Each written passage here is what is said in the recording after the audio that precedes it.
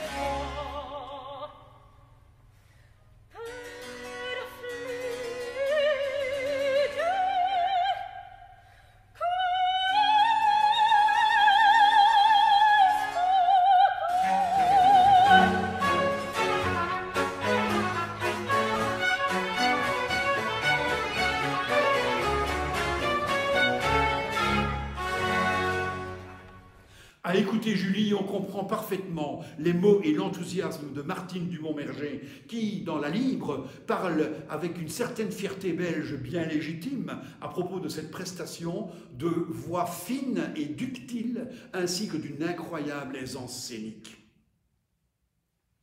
À Noël 2018, Julie était invitée à tenir le rôle titre de la superbe œuvre de Maurice Ravel, L'enfant et les sortilèges, sur les très beaux textes de Colette. Un parcours initiatique à propos de la perte d'innocence de l'enfant prenant conscience progressivement de la réalité du monde.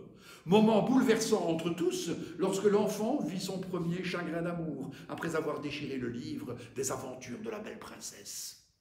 « Tu ne m'as laissé, dit-il, comme un rayon de lune, qu'un cheveu d'or sur mon épaule, et les débris d'un rêve. »